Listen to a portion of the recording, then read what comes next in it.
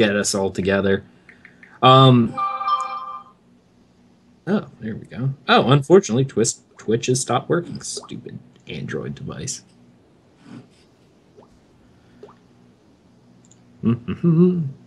Now, Ark, are you okay to do the community spotlight? Because I want to get you on here to give a little blurb about your site. Yeah, I could do that, though Okay. there's not much to introduce about the site yet. Well, I know. It's just one of those things of you can say who you are, what you're doing, and what you're hoping to do in the community kind of stuff. Because I wanted to community spotlight you forever, but I wanted to get you on the show to do it yourself. I couldn't get the last part because Twitch also started to stream. Gotcha. So, yeah, if you want to, you can do it today. If not, I had a backup community spotlight we could do, but it's up to you. If you want to spotlight yours, that's one of the things I want you to do. Want to get names out there.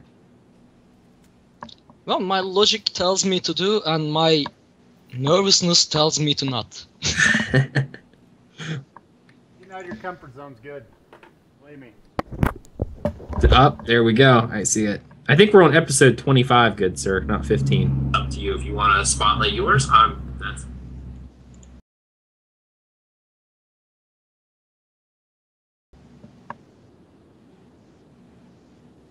Does that say episode 15 to you guys, or is it just me being dumb? Yeah, it's 15 right now.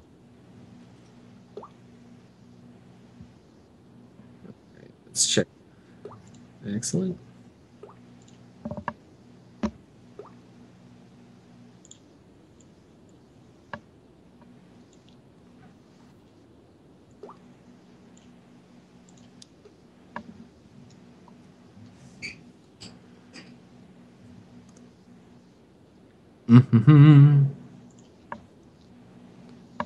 Oh wow, we have 52 followers. I didn't even realize that.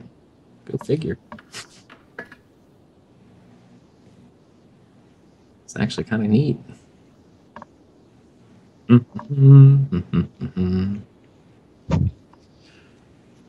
right, move that out of the way.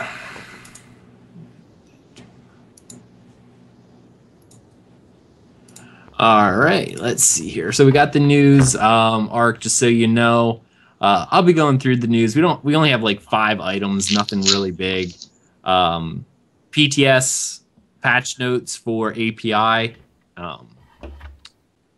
The best API? part, the Guar of our own, and guild crest and Steam. That's all we'll talk about in the news, and then we'll hit up the Quakecon, which I'm sure we've all taken notes on.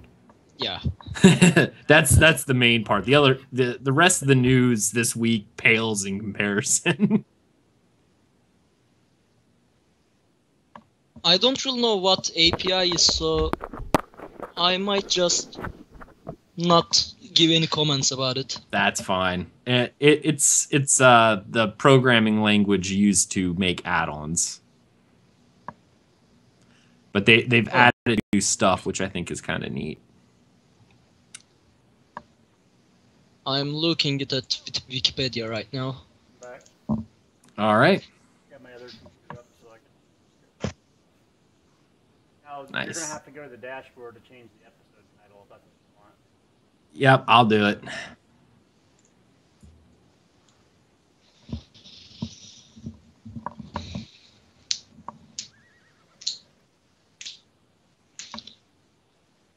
By the way, I could do the community spotlight. I think I'll manage. All right, good deal.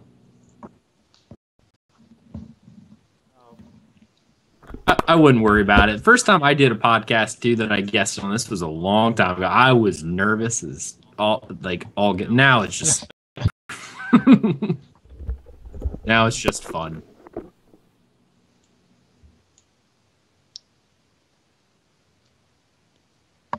I'll probably start a podcast too if I survive this. That's gonna be awesome. If you need any help, let me know. Yeah, I will sure let you know. Just. All right, there we go. I think I changed the title, so we should look good there.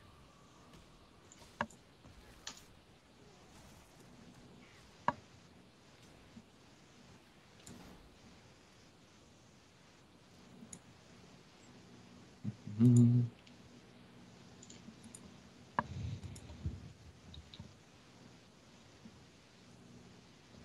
You and your Sork, I tell It you still what. looks 15 to me.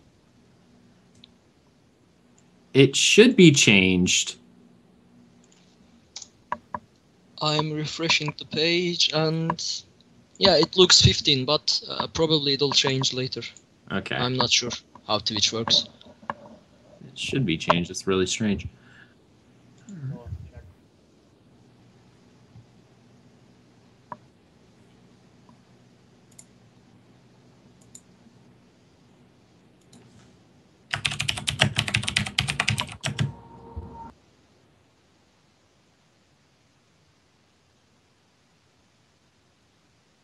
Oh, it's on right now, yeah. 25 or 15? 15 is what it says. Oh, wow. That's strange.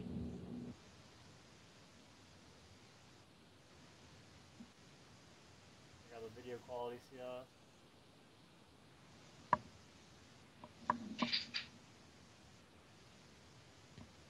Are you going to be monitoring the chat room? Yes, sir, I will be. Someone actually just asked you what add-ons you're running.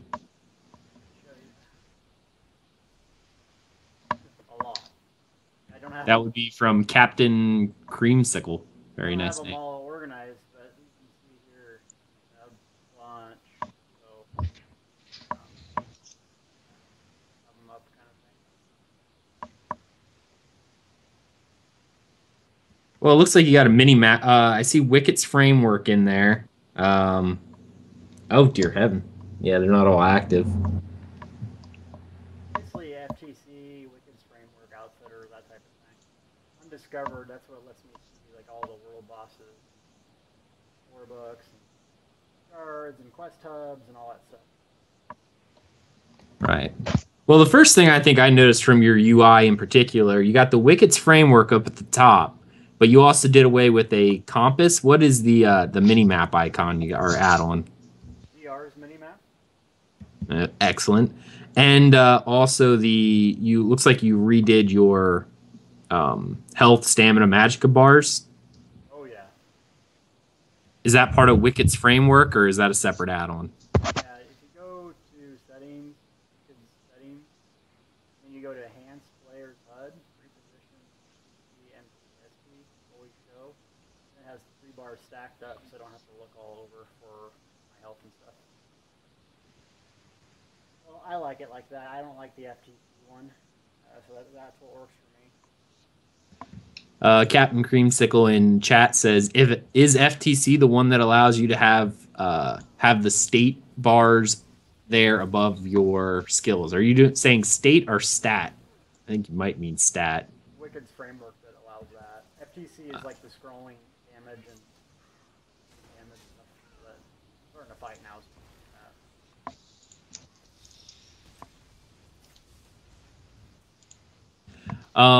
Deltia, he says he's unable to hear you. okay.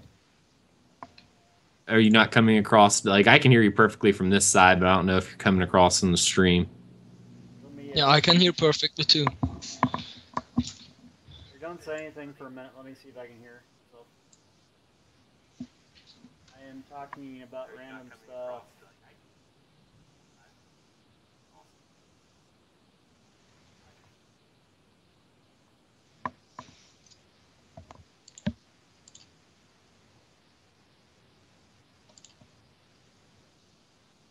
I can hear myself in the screen. Quiet though. Yeah, I don't want to alt out because then I'll close the screen.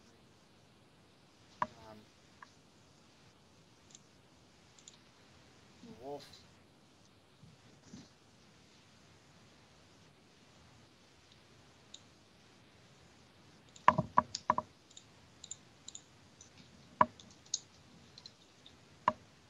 So if Wolf can't hear me as well, let's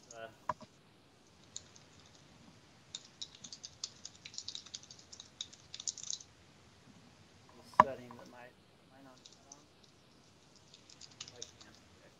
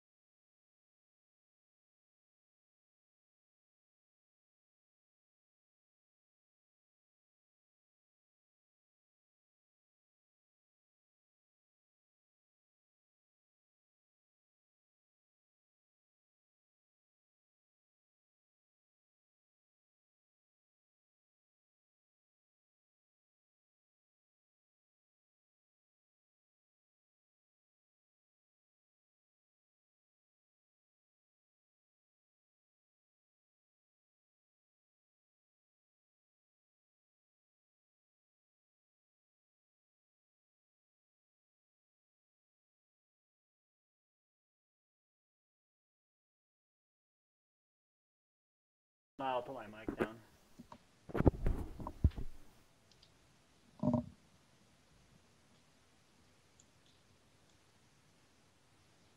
What's this? Oh, that's cool. Okay, let's see if this works better. One way or another, it'll sound better, I think.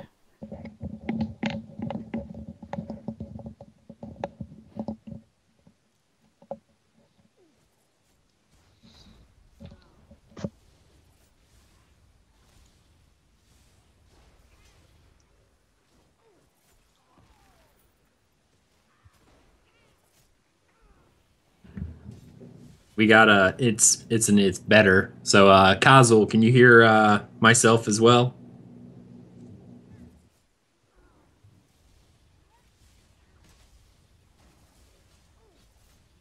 I got to remember that Twitch has a 30-second delay. I'm like, I guess he's not saying anything. Yeah. Crazy. Okay, good deal. And Ark, you want to say something for us real quick to make sure that Twitch people can hear? Yeah, can you hear me? How's my voice going? Coming? Now you wait 30 seconds. By the way, my network can't handle the stream. I can't watch the stream. I couldn't watch the stream either if I were using my network as well. That's why I have it up on my phone. I don't care. My work will pay for it. I spend enough time there anyway. Okay, looks like we're good. Excellent, excellent. I just send out another tweet here. Make sure that we're going live.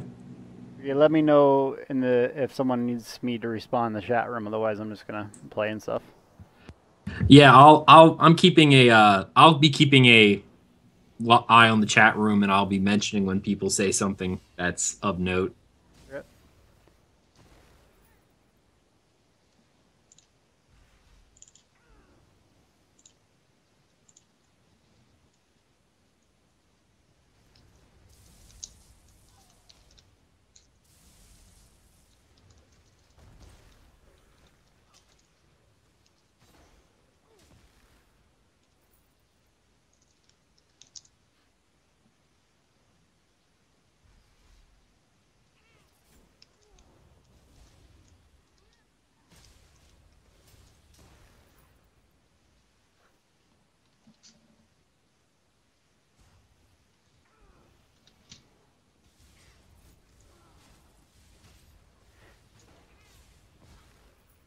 Okay, we got our live Twitch thingy here going on. So, okay.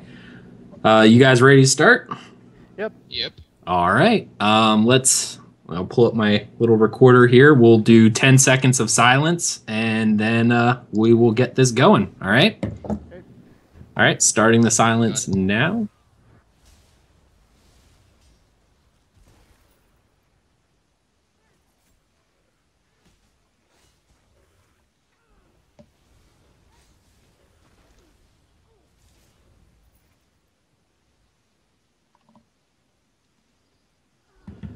Good evening, ladies and gentlemen, and welcome back to the 25th episode of Tales of Tamriel. We are live from Tamriel for this episode, and boy, do we have an exciting show for you guys. Quakecon pretty much blew us all away, not gonna lie. But before we get ahead of ourselves, let me go ahead and introduce the cast to you this afternoon. As always, I am your humble host, Aggelos. Sadly, Thais is out on assignment for the Dark Brotherhood and will not be joining us this evening. I assume she's trying to earn some of that awesome Dark Brotherhood armor we saw during the Quakecon Future of ESO panel. We'll find out when she gets back next week. Anyway, next up is our recurring guest host, the PvP meathead himself, the man who is running our stream for us today, and the future champion of the Dragon Star Arena. Deltia of Deltia's Gaming. How are you doing today, good sir? Yeah, that's quite the introduction. Thank you. Doing real good. Yeah, QuakeCon, really surprised, really happy, really excited about the direction of the game. So, yeah, really wanted to come on. Thanks for having me on again, and excited to talk about stuff. Awesome. We love having you, man. That's why we have the open invitation to you. Next up, we also have another guest. It's his debut episode for him. He who was so nervous to come to the show that he created an elf character. Yuck. And one of the few who have actually heard Thais freak out when encountering spiders in the Elder Scrolls Online. Arkhaniir, how are you doing today, my friend? Well, I am doing good, but extremely nervous, as you say. Enough to play an elf. But I'm doing good. Thanks for inviting me. Oh, we're glad to have you. We've been wanting to get you on the show for a while, but I gotta ask you this personally. On a scale of 1 to 10, how nervous does a person actually have to be to play an elf? Because I've never played one. 12. A 12? Wow, that's pretty bad. Ugh, well, that's what you get for playing Alnari Dominion. Anyway. Hey. No. Or the Queen. You see my shirt? Hold on. Look at this shirt. 30 seconds from now. It's cool. All right. Go ahead. Look at my shirt 30 seconds from now. Nice. Future. Apparently, I need to add in there he's a fortune teller as well. Anyway, I do want to thank my guest host for joining me for this epic show. And I also want to say welcome to all those in the chat room today. We actually already have quite a few people in the chat room. And one of the questions was, what level is your sorcerer character there, Deltia? Wolfman wants to know. 37. 37. Okay. 7 going on 55. Very nice. All right, enough delay and let's get started. First up on game news this week. On the PTS, they have a new set of patch notes available for version, oh my goodness, 100,008. Dear heaven. Anyway, it's actually a bunch of UI API changes where what they've done is they've added several new functions for querying item information using an item link as an argument. This API provides a general way to fetch item properties regardless of the system that owns the item. It also reveals more information about items that were part of the systems that didn't have dedicated query functions for all of their properties.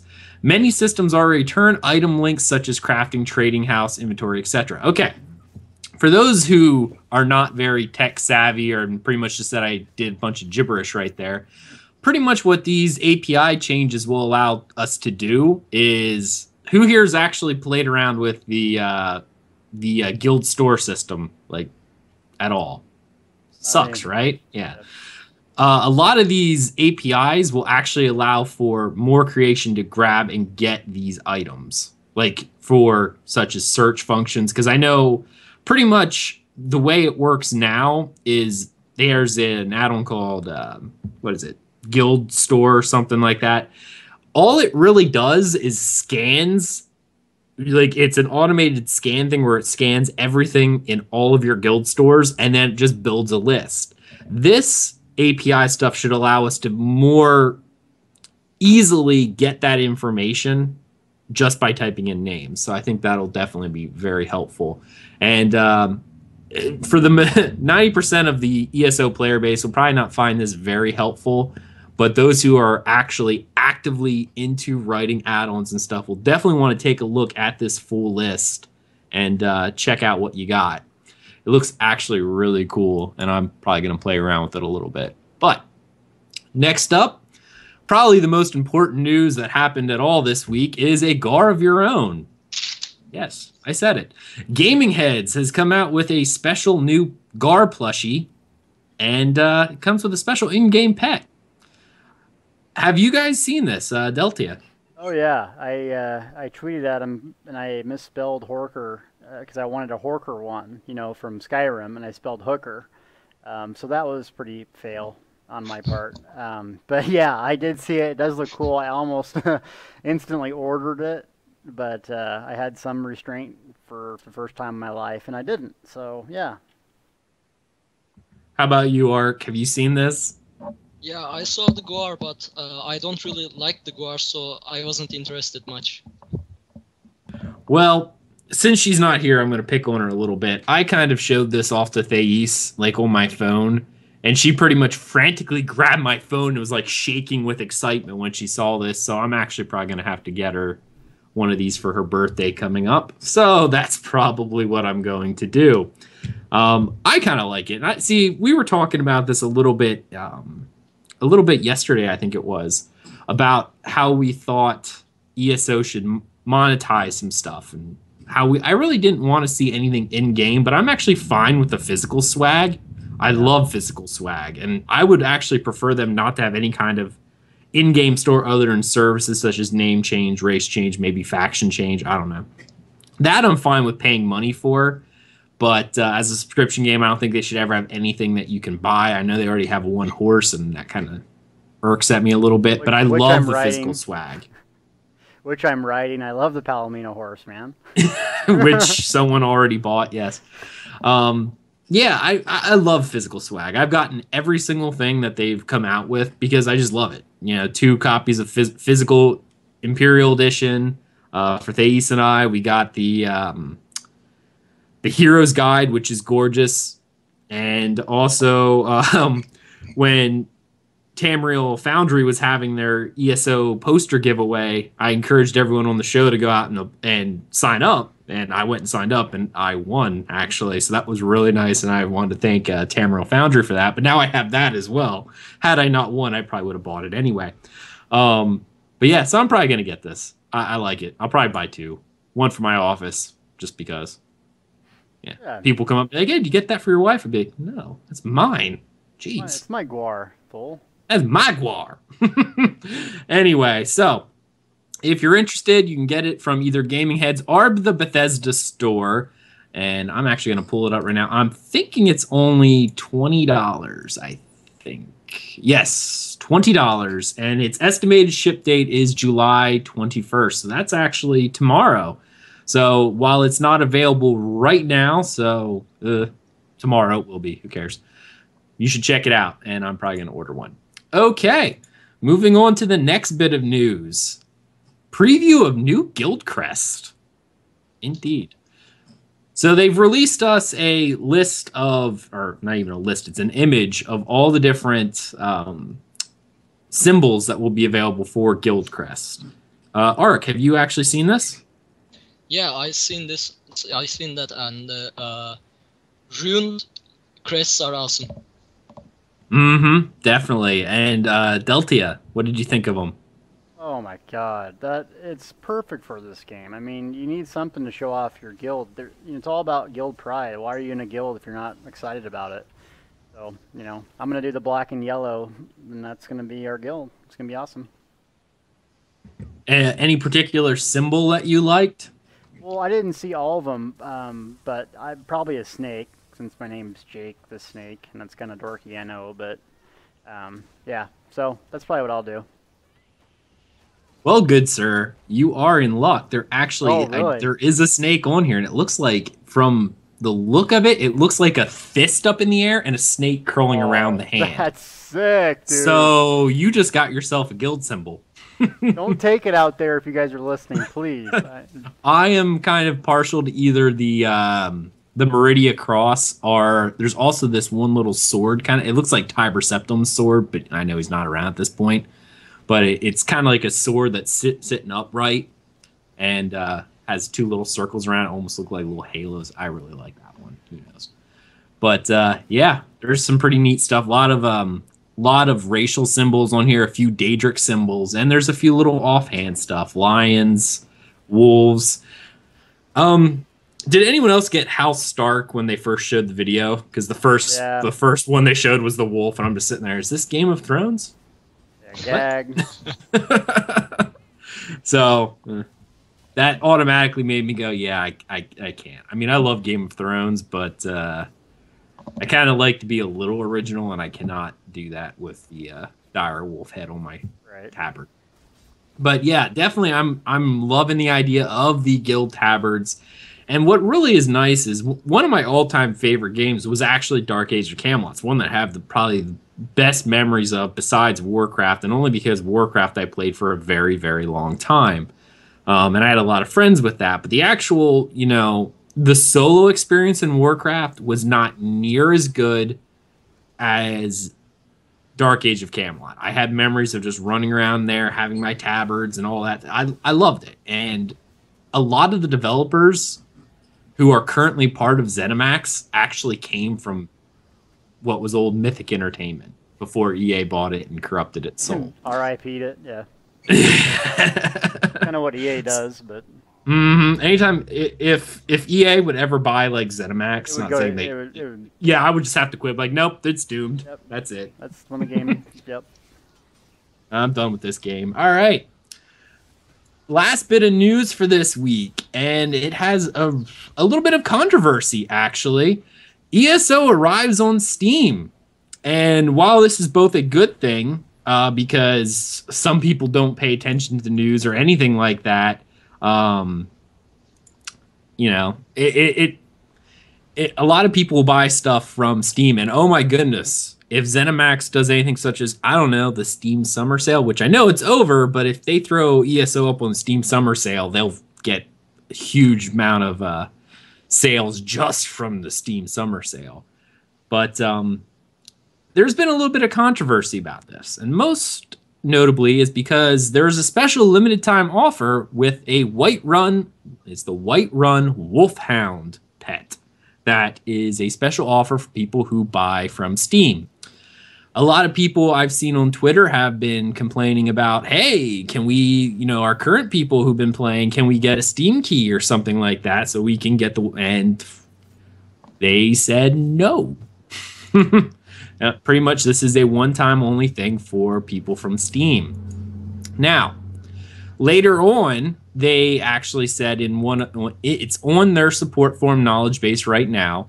Someone says, I have seen some players with the dog vanity pet. Can I get one? And their answer was no. The Wolfhound vanity pet is part of a limited time bonus offered to those who bought the Imperial edition of the Elder Scrolls Online through Steam.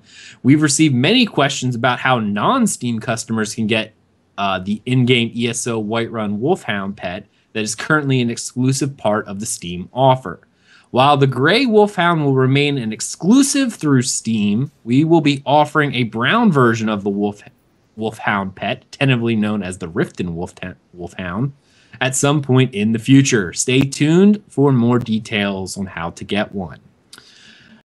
I'm going to go around real quick because this is a little bit of the controversy here in Ark. Tell me what your first thoughts were for this. Well, I didn't really care about the Wolfhound until I see it in-game. But the fact that they are going to allow us to get a brown one is good. I mean, it doesn't matter if it's gray or brown, but about the Steam key, many people want it because of the Steam overlay. They can access the guides and other stuff through the overlay directly. And if you add the ESO as a non-Steam game, you cannot access the overlay as functional as the normal game.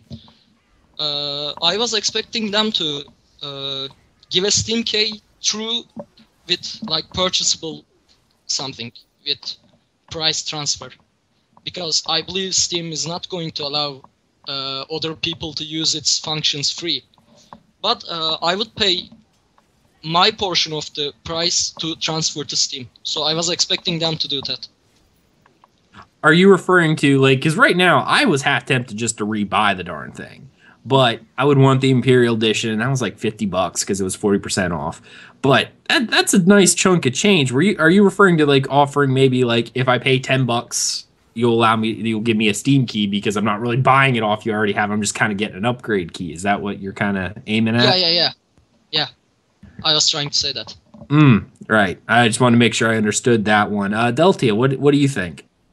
Yeah, it's weird that you can't just... I would buy the game over again just to get that, but I don't know. They're trying to generate more, users and everything, so I can see why there's a reason to have a limited edition thing, but if it's limited edition, what about the pre-order thing? Are they going to sell that over when things get rough? I don't know, but I don't know. I just want a dog. I don't care what color it is or what it does. I just want a dog to run around with me while I'm ganking people. So if I can get that brown, white, blue, purple, yellow, just let me get it if I want it. That's all I care about.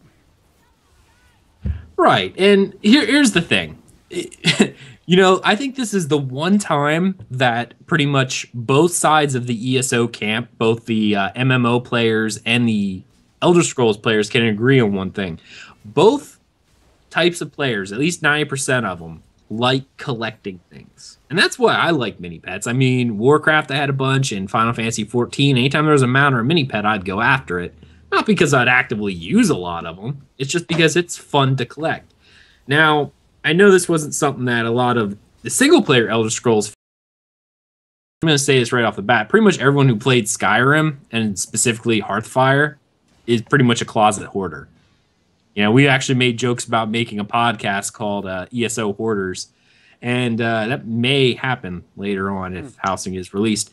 But it's people like to collect things. They like to go after them, even if not. And the hardcore MMO players who really don't give a rat's bum about it know that it's a potential moneymaker for them because they might not care about it. But if it's a bind on equip or bind on use type item, they will gladly sell the item to the the casual players or the people who like collecting for potentially large sums of money.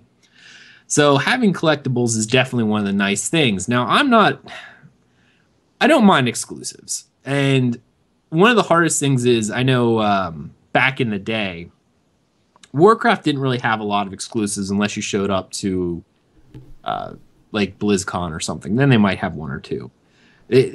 But Final Fantasy XIV and the new genre of games I've been playing, I've seen a lot more of this exclusive content based on platform, because Final Fantasy XIV is a multi-platform MMO. They play on both the PS3, the PS4, and the PC. And actually, there were people who bought the collector's edition. They made it unique for each person. There was a unique item for the PC, for the PS3, and the PS4, which kind of irked me a little bit on the inside because I'm like, man, I want all of them, but I'm not buying the game 3 darn times to do it. So I'm getting used to it. I definitely am. Okay. In chat right now, because I did ask that question, we had Luna Air. Oh my goodness, I'm sorry. I'm just gonna call you Luna for now, but because I don't want to butcher that too bad. And they said, I really want the dog. I don't really care what color it is. The dog is really cute. I like the idea of taking my dog around with me and not having to worry about it getting killed like in Skyrim. I don't think even if they were to buy the Steam version, we could link it to our current account.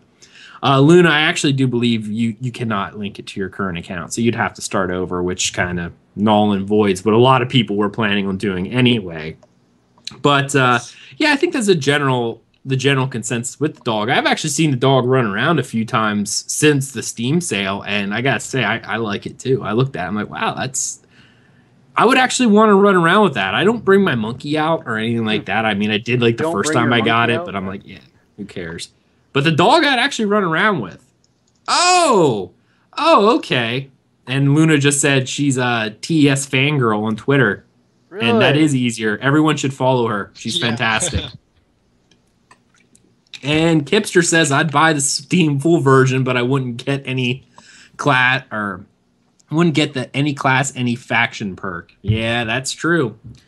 So it did create a lot of controversy, and it's a little surprising how much controversy it created over a vanity pet. Now, that being said, and I don't know if it's not in the game or not, but it's been data mined. If you go to esohead.com, it's been data mined. There's actually several trophies.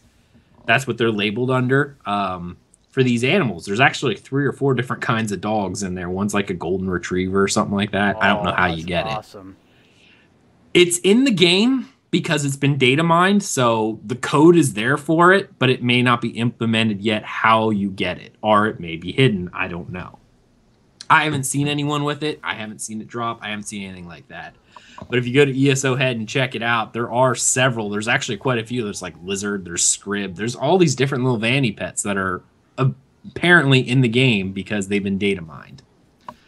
All right. Keep up the chat room. That's awesome. I'm loving seeing this. All right, next up. Well, that finishes the game news, and now we're going to move on to pretty much what we've all really wanted to talk about probably since Friday.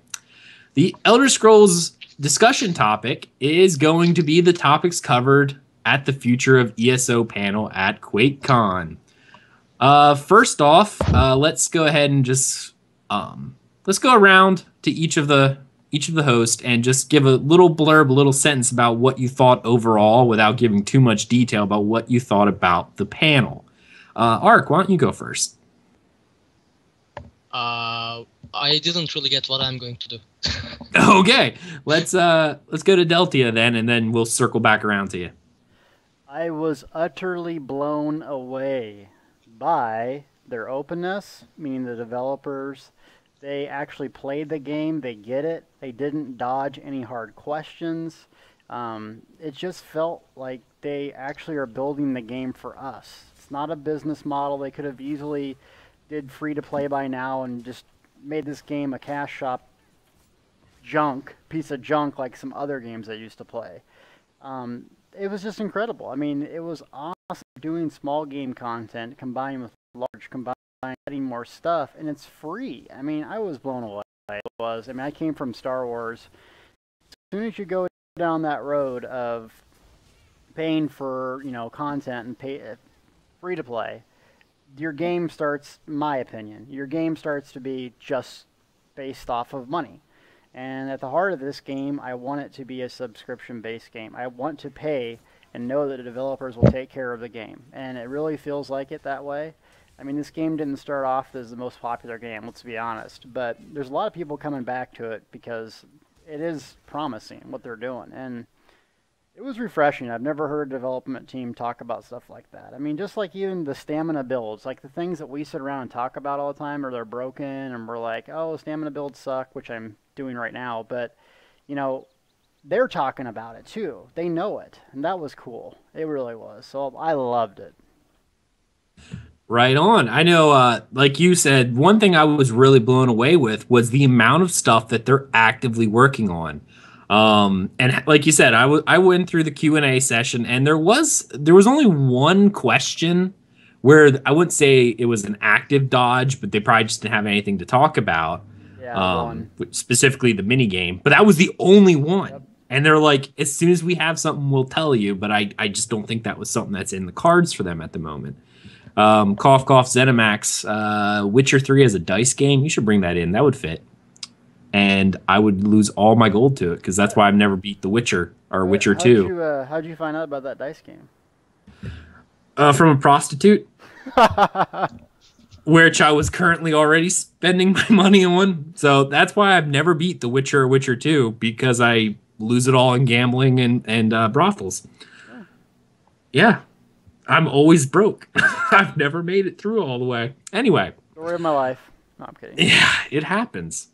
So, yeah, the openness of these guys and the stuff that they're working on really is just absolutely amazing. Like, some of the stuff they outright surprised me with. One of the things, this is the next question. It's actually, I already asked it in chat.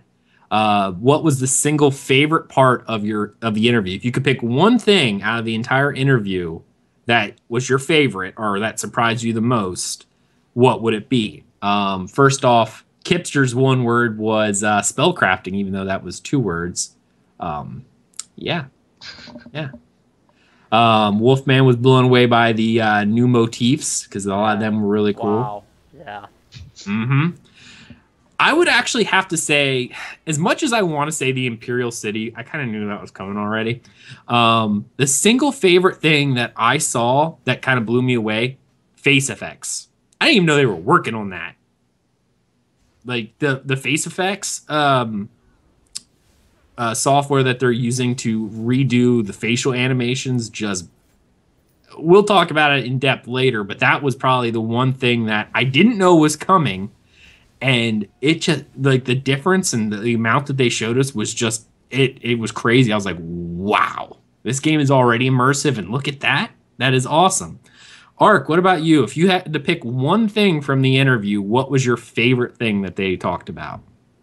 I actually want to say facial animations because that was awesome, but I'm going to go with spellcrafting because I always like to play a sorcerer, and I played sorcerer as a mage in Oblivion for more than 2 years. So I was kind of hoping that they would implement the spellcrafting, and now it's coming, so I will say spellcrafting.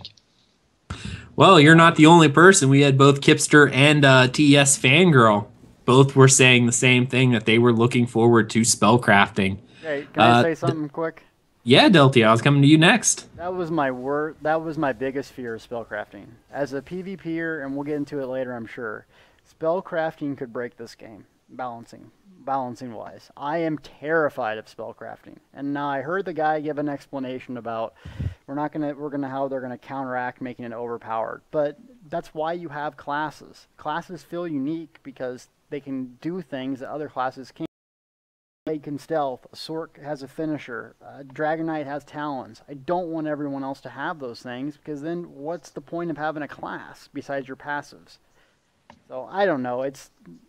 How they implement it is going to, like, if they do a long beta test and they actually listen to the community, I'd be happy about it. But man, you got to be real careful. You know, I actually agree with that. We are going to go into that later on. What did you say? What your favorite thing was? My favorite thing was? Yeah, out of the entire interview, if you only had to pick one, what was your favorite? Okay. Oh my God, the armor.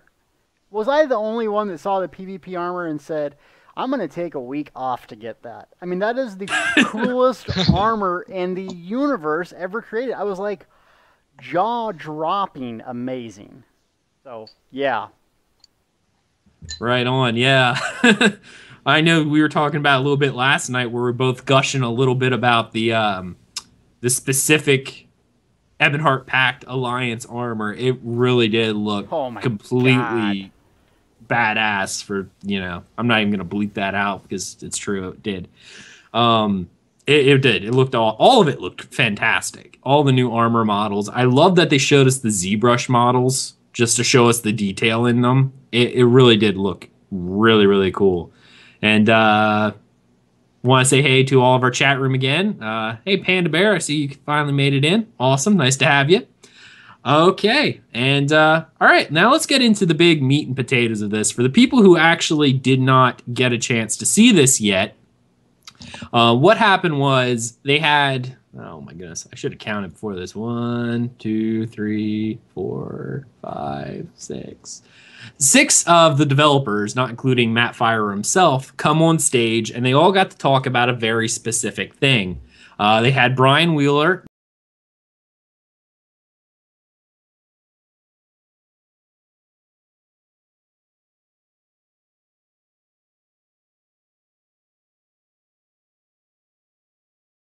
Programmer. He was talking about the advanced facial animations, which, my favorite. Paul Sage, creative director, talking about the revamp of the VR and champion and justice systems, which was awesome. And finally, nope, not about spellcrafting. And Jared Carr, the art director, talking about different PvE zones, new armor and weapons, combat animations, and combat responsiveness. And then they had a little Q&A at the end, led by Matt Fire and Sit Still Khajiit. I'm getting attacked by Khajiit over here. I brought out my spray bottle. Okay. I took a lot of notes, and I know both Deltia and Ark both took a lot of notes themselves. I broke it down by each person. So we'll start off talking each person. We're going to go through and we're going to say what they talked about, and we're going to give our feelings and our impressions about all of this. First off, Brian Wheeler, lead PvP designer for the Imperial City. Now, for those who haven't played Dark Age of Camel, I'm going to say this right now. Imperial City is pretty much a straight Darkness Falls 2.0. And I don't say that to be a bad thing, because Darkness Falls was my favorite part of Dark Age of Camelot. It was amazing. Now, Ark, what did you think of the visuals for the Imperial City? It actually hurt to see Imperial City in such ruins. So when I'm going to enter the Imperial City, I will be just DPSing all the way to more like those plain mode thing. Because since Oblivion, was it 2006? Yeah, I guess. For years I played in Imperial City. It was the first thing I saw in Elder Scrolls series. So yeah, visuals are kinda sad for me. Yeah, I mean, yeah, if you're playing the Imperial City from Oblivion and stuff of that nature, yes, it is quite different. A lot of ruin and destruction going on in there. But more of a there's definitely some iconic things that they really did make it feel very true to these not just Cyrodiil. I meant the Imperial City that we saw in Oblivion.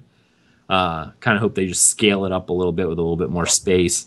Teal, what did you think of the visuals? The visuals themselves, I like it. It feels like a war zone. That's real war looks like. It's not pretty, and things are destroyed, and it's just miserable. And kind of got that. So I like the visuals of it. It's gonna be wow. That's what I'm gonna be doing a lot of. I'm not gonna lie. That's one of the things that whenever we have it, I'm gonna be in it. Yep. Like I will be. I love the Darkness Falls model, and this is what it is. It's a Darkness Falls model. For those who don't know, how Darkness Falls worked in Dark Age of Camelot was this. There was a central PvE dungeon that whoever controlled the most amount of keeps or whatever the controlling thing is, there was an entrance to Darkness Falls in the safe zones, the safe player zones of each faction, whether it was Albion, Midgard, or Hibernia. Whoever owned it had free reign to go in and out. However, if you were inside it and your faction lost control of the dungeon, you weren't kicked out. A lot of people actually rolled alts and made them like Nightblades and Assassins and stuff like that, whatever the stealth classes were, and would park them inside Darkness Falls so that they could gank people who then would come in and try to do PvE content. There were actually these large gank squads, if you will, that every time it was claimed, this whole group got together, ran in, and they would clear the dungeon of the main groups of people that were in it. And it was awesome. It really was. But now how they're going to do this is, story-wise, we're going to have to go in and rid the Imperial City of Molag Bal's plane meld, because they're going to try to restart what happened at the beginning of the game from within the Imperial City. But when you take over, you actually have to go through and clear out other enemy players. You'll actually be able to capture and hold different districts of the city. So when you go through, you'll have to fight off the enemy players, and then you have to retake it from the Daedra as well. So that sounds really cool. Now, there are going to be different repeatable quests with a high amount of gold and XP reward, which is going to be really exciting. And it's going to actually make people want to PvP so they can have the dungeon, and then their PvE crowd can go in and do the unique bosses and mini bosses and stuff like that.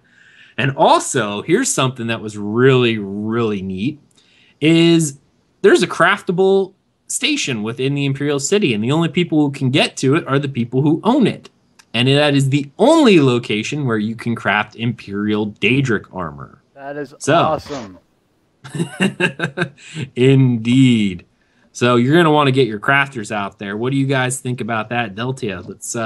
Let's hear your thoughts on the dungeon itself. What you think you're going to see. Well, as far as the dungeon, I don't know. It would probably be like something like Craglorn, where there's spread out like open world things, and then there's a couple little delves and a couple different things. But to your point, having it have a major incentive like a crafting area, a set bonus, let's say that set bonus is very desirable. Now that brings all the PvEers into PvP and really has a fresh environment, because that's ultimately what you want, is to feel like a warrior. Your faction matters, your guild matters, the game matters. And it just brings everyone in. Now, people probably won't like it, but you don't have to do it. You know, it's not necessary to do, but I think it's awesome. So, yeah, I hope there's really cool loot that drops there, PvE or PvP. Any incentive to get other people to do PvP and that, you know, wouldn't normally is great, because it just makes the game alive. And both sides of the game, you want them both healthy, PvE or PvP and soloing. So I'm excited. That's what I'm going to be doing a lot of. Like the gank squad idea, just zerging in with, 10 people, just messing everyone up. Oh, that just sounds amazing. Now, while you speak on that, I kind of wanted to hit on this a little bit too. And I know you and your guild Hard Contact, you are very much into the smaller scale Yes. PvP, I should say. The one neat thing is, for those who don't know, in honor of how we escaped from the Imperial City before is how we're going to get into it, and you're going to enter through the sewers. There are 3 different entrances that are close to the different factions. There's one that's specific, the entrance for Ebonheart Pact, and I'm assuming that no Daggerfall or Aldmari Dominion can enter that one, even if they own it. They have to go to their portal. For those of you guys who like that type of gank squad kind of stuff, you're going to have a blast doing that. You just be able to stealth and camp those areas when you do not own the Imperial City dungeon, and you'll be able to try to gank and people trying to get into the dungeon. You may not be able to enter the dungeon once you lose control, but you can sure stand outside and prevent them from going inside. What do you think about that? Yeah, to hold off the entrance of the whole dungeon, I mean, there's going to be some like epic fights you're going to talk about 10 years later. I mean, I remember playing Warhammer Online, and I can still remember a couple battles that we got in that was just so epic. I mean, that's what gaming and PvP is all about. So there's going to be some really cool things that's going to come into the game, and there's going to be a cool battle that you're going to remember for years to come, and that's, what's the whole point of gaming? Hang out with your friends and do cool, fun stuff, level up gear. I mean, so I'm excited. Right on, right on. Are you in Cyrodiil at the moment, good sir? No, I'm not. I'm just putting around right now in a new zone. When I ever get to a new zone, what I do is I go get all the sky shards, I do the dungeons and the lore books. So that's kind of what I do. I clear that out, and that's what I'm doing right now. So it looks like Cyrodiil, but no, I'm in Reaper's March. Ah, gotcha. I forgot your Aldmari Dominion. Yeah, no. No, Blood for the Pact. We have the cooler rap song. We have a cooler slogan. Yeah, have you seen our queen? Hey, I'm just gonna say it right now. We have really, really badass armor coming in the next couple patches. Well, that's true. All right, Ark. What do you think about the idea of having the sewers as the entrance, and paying homage to Cyrodiil, how you left, you're going back in, and it actually being an active PvP zone? Well, first thing, I will try to enter the Imperial City, my eyes closed, since I know the way. I skipped through that several times. I think it will give the Cyrodiil PvP the meaning it lacks, because currently it's all that gather numbers and storm a keep and take over it. There's nothing really meaningful about it right now, but with the Imperial City districts having their own features and sewers being the only way to the city, people will have to really organize within themselves. I mean, guilds will have to organize, like whoever will keep the sewers, whoever will take the districts. I mean, it will have a meaning this time. Because right now, when I go into Cyrodiil, I get bored within the hour because I store my keep, and that's it. There's nothing else you can do. But with the Imperial City, that will be a more organized combat. It will feel like actual war. Right. So Oh, go ahead. I'm sorry. No. That was actually all I will say. I was going to say. Okay. Well, I can tell you, as I'm mostly a PvE player, I love my PvP. All my games have to have PvP in them because I like the option, but I dabble in it. So that being said, Cyrodiil itself, while I like it, I use Cyrodiil more for PvE. I'll do the PvE stuff out there, and then if I come across people, I'll fight. This will actually, as a PvE player, really incentivize me to go in and actually do Cyrodiil, because I will want to go into the Imperial City. Right. And if we take everything, we have it, and I'm sitting there watching the map or something like that, which Cough Zenimax, this is where you could have your API open so we could, maybe create a Camelot Herald or a Cyrodiil Herald. Cough, cough. You guys know what I'm talking about. So we can actually see progress of keeps and stuff from a web API. Yeah, like I'm gonna be in there doing dungeon stuff like that and going, oh crap, Daggerfall is only like 2 keeps away from taking us out. We got to go back out there and we got to stop them, or else we're not gonna be able to progress in this dungeon. We're gonna lose it, and then we'll have to go out and continue fighting. So, that's it's gonna be fantastic. I really, really think it will. All right, move on to some of the next little notes. And guys, if you have anything you want to say in particular, you just pop it in here, because I know you guys have notes as well. So if I miss anything, please let me know. I have a couple more notes to talk about for Brian Wheeler's interview. Now, each of the different zones, they try to have both a unique feel for, and one in particular is the Arboretum, if you've been in there before. It is not fully corrupted by Molag Bal and all of his enemies. I have a feeling that when you take the Imperial City, when you come out of the sewers, now the sewers are going to be, that's where the corruption is the worst, and where I think a lot of the harder enemies are going to be, such as there's an area within the sewers called the Crossroads, which is actually similar to how Dark Age of Camelot's Darkness Falls worked.